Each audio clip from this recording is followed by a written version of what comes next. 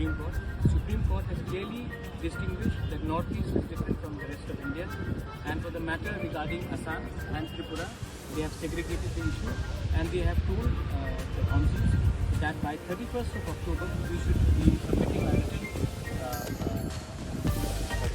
submission.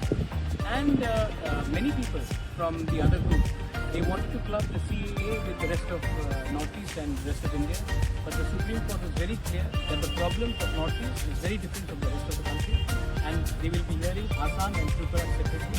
There have been many accords which have been signed before this.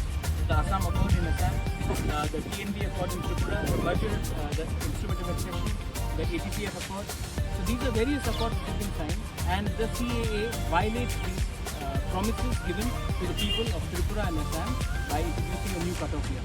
So we believe that the Supreme Court has done the right thing, and on the 31st of